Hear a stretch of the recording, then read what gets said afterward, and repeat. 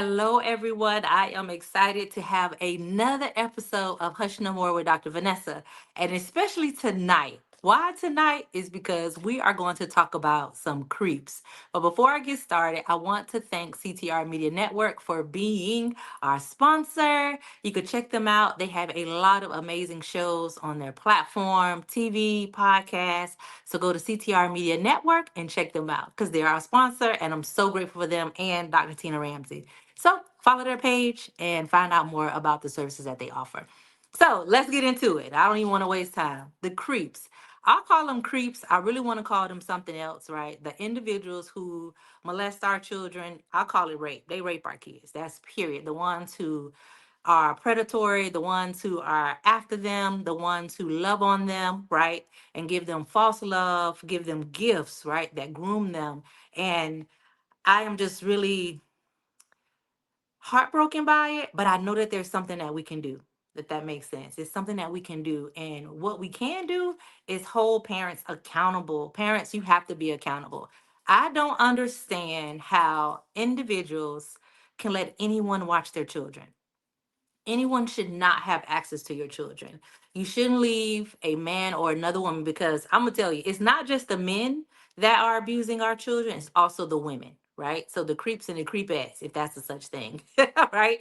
You shouldn't leave your kids with anybody. You should not let them have access unless there's somebody else around. Okay, and that's what I want to talk about today.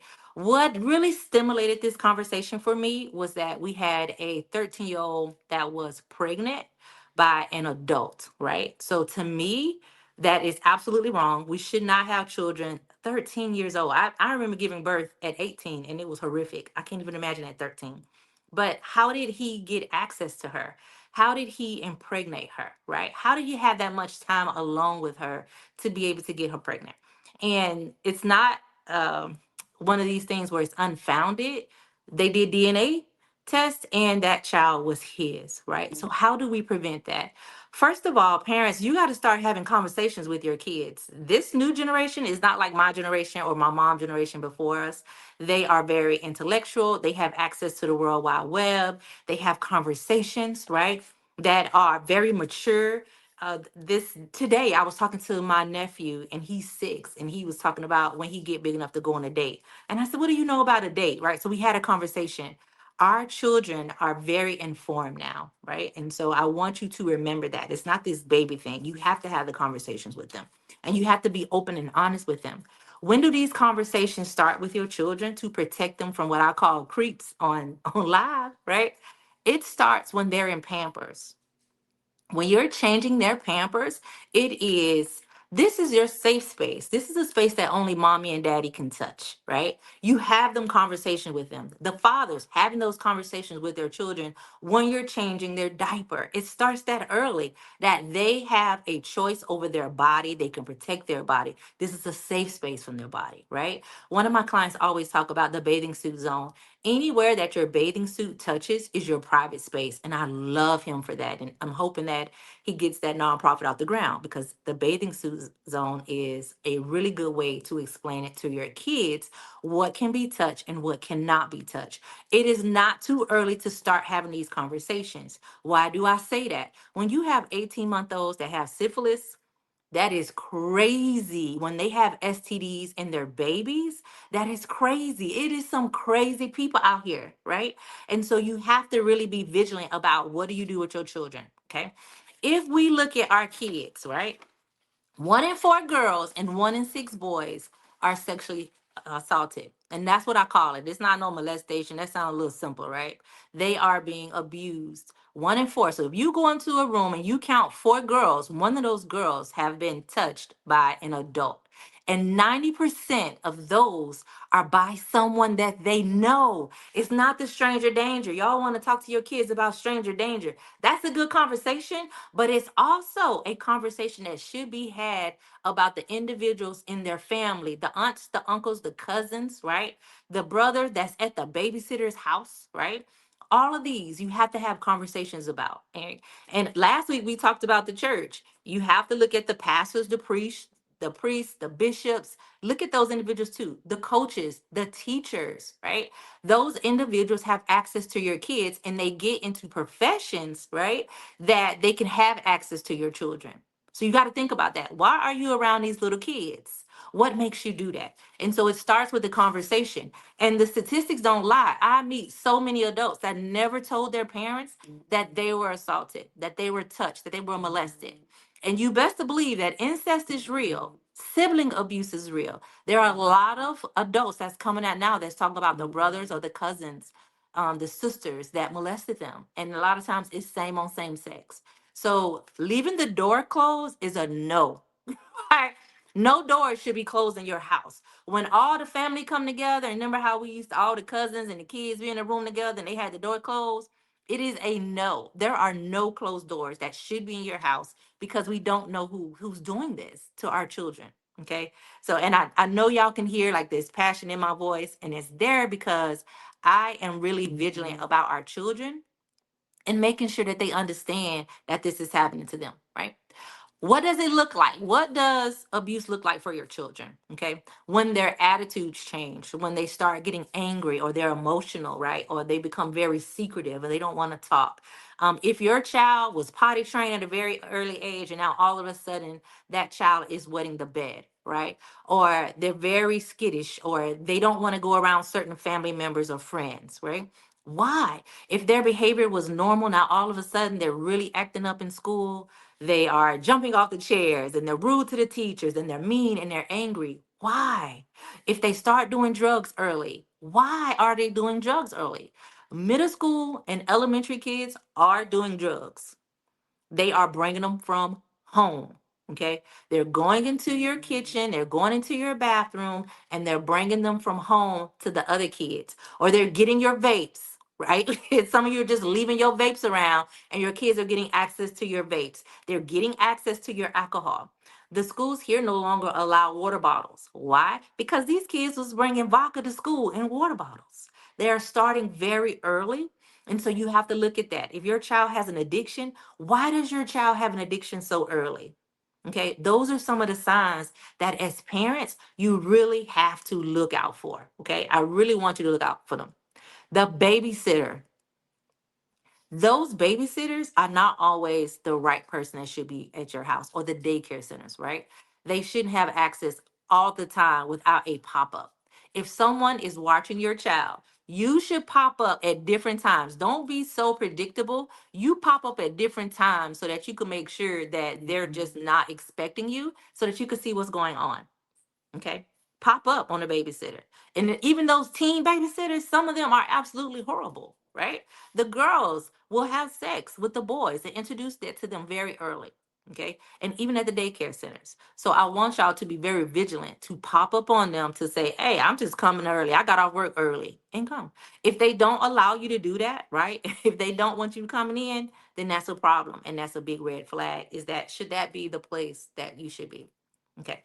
If you find out that something has happened to your children, I will tell you this. It hurts me when I hear adults saying their mother or their father didn't believe them. That is crazy. I don't care who it is. My first look is let's have this conversation and we're calling the police. Not the person that did it. I'm calling the police because I want to catch you off guard because there needs to be an investigation. Now, have some kids been known to not tell the truth? Yes, they have been known to not tell the truth. But wouldn't you want to have an investigation, an expert to determine that and not have embarrassment or shame, right? You should never be embarrassed about what someone done to your kids. They should be embarrassed and ashamed of what they did to your children. Call the police so that there can be an investigation done to see. I don't care if it's your boyfriend, your girlfriend, you make that complaint. Your father, your grandfather, you have to report it and believe your kids. I need proof, right? That you did not do this to my child. Period. Period. Because I'm riding for my kids. And a lot of parents are not. And that is very hurtful and will destroy the relationship that you have with your children. Okay. If you choose a man or a woman over your child after that child has been abused, it destroys the relationship in the future. Right. So don't feel like, well, you can't call the police. That is your first line of defense, is to call the police. And I've heard people say, well, I don't want to call the police because I don't want my children taken. Some of you think too much of your kids, because the foster care system, right? It's full, right? Department of Social Services do not want your children. We really practice trying to keep your family together. Okay, we don't want to take kids. We don't want to, because there's nowhere to put them, right? So it is to do an investigation to determine what happened to your child. Okay, if you see marks and bruises on your child and they are unexplainable, that is something that you got to talk about. Okay, the next thing is, you as a parent should have access to your children's cell phone, to their iPad, to their MacBooks, to their computers, their tablet. I don't care. If it got a password, it probably shouldn't have one, but you should have access and they should not be allowed. You should do random checks on your kids' devices, right? And if they have any device, there should be some type of security on that device. They should not have access to the whole wide web. Well, the whole the world wide web, right? They should not have access to that. They should not have access to regular YouTube. They should have access to YouTube Kids. They should not have a Facebook account. They should have like Facebook Messenger if you want them to only be able to contact family members. They also should have access to Life 360 so that you could track your kids in those devices at all times. Do not allow your children to just be free thinking that they're going to be good on the computer. These companies intentionally allow porn on different devices to be able to get to your children. They will message your children as if they're kids, and they're not kids, they are adults, but they will try to access your children through these devices, and you are allowing them to have access because you're not blocking it. When my two youngest grandbabies came over, both of their tablets, I put security on their tablets. I blocked it and locked it down. They only have access to the apps that I felt like they should have access to. And I know their mom and dad was like, what? But that's what I did. Okay. And then I gave them the password so that they can change it. Your children should not have unlimited access to Netflix, to Tubi, right? They should have something that is age appropriate. My favorite thing is ABC Mouse. Shout out to ABC Mouse. That is the thing, the one app that I absolutely love for kids, and it goes up to age 7. But as your children get older, they will have more apps. My 13-year-old, we had a conversation. He just got a new MacBook. I am the administrator on his MacBook. He cannot change, he cannot download without me putting in a password. Do you think that this is overzealous? You may. I don't. And I don't even care about nobody else's opinion. I make sure that he does not have unlimited access. These video games, Xbox and PlayStation, those are not necessarily kids on those games. Those are grown adults that are playing those games. And you got to make sure that your children do not give them access, like things like what school they go to, right? They don't need to know what school they go to, right? They don't need to know their address. They don't need to know their phone numbers. Things like that, they should not be sharing with people that they do not know. Okay. So make sure that they're not like your friends, because some of the adults got a problem with friends. Just because we friends on social media doesn't mean that you're my friend. And children are looking at that the same way, because we're looking like, that's my friend. I know that person. We're friends on the computer. We're playing games with each other, but that's not a friend. And they need to understand what friendship really is. Okay. You are responsible for your children. You cannot protect them from everything. You cannot, right? But you could put systems in place that you could protect your children from these creeps. Because it is a very sad day when we have children that are just lost mentally. These children are suicidal at a very early age now. They're depressed, like they're unstable, right? Things like breath work. They're talking about, I need to breathe because I'm having a panic attack. My niece told me that. I said, you're having a panic attack? They have different things going on with their mental health. And so it is our responsibility to make sure that our children are protected, grandparents as well, parents as well, right? Aunties, uncles, it is your responsibility as well. We have to do this together, and we have to do it as a community, because these creeps are after your kids, all right? I'm telling you, check them cell phones. Check them cell phones, because you will be surprised about what conversations. And actually, I don't understand why kids under 8 got a cell phone. Okay. There's different reasons. Households, your kids are by themselves. Right? I remember going to the office and we had to use the phone. But some of your kids got devices. And so if they have devices, you have to make sure that you are taking care of those devices and providing security. Okay. That is your responsibility. And I just want you to really believe your children when they come and tell you something. And my biggest thing to tell you all is that if your children have a conversation with you about, being touched, or if something happens, please do not tell them that you're going to kill the individual. That's the worst thing you can say, right? Why is that? Because children believe you, and they believe if something happens to you that you are going to kill the individual, that you're going to hurt the individual, so they won't tell you. They will not tell you. So you have to say things like, look, if something happens to you, I will listen to you, I will believe you, we will have a conversation about it, and then we're going to go and tell the police.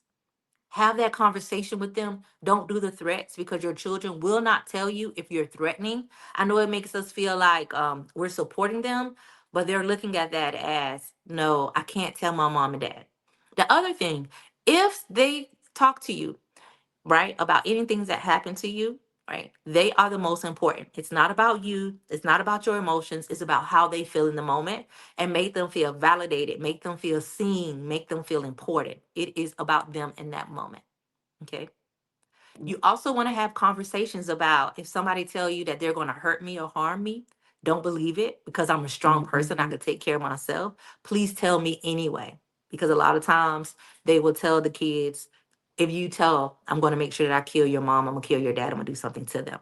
So have that conversation. Okay. You can do it. Some of you are doing too much. So there is a fine line, because some of you are so strict that your kids are like really upset and almost want to run away because of the trauma that you had. So make sure that you're not inflicting fear and trauma into your kids because of what happened to you. You need to get counseling. You need to get some help so that you can find a balance. Because I can tell you, I did that. My children did not spend the night, not even at my grandma's house. They stayed at nobody else's house, right? I had the basketball goal, I had the trampoline, I had all the games at my house because I didn't want my kids to stay anywhere else. But I had to find that balance, that they did need to have a little bit of freedom, and they need to be able to have some trust, right?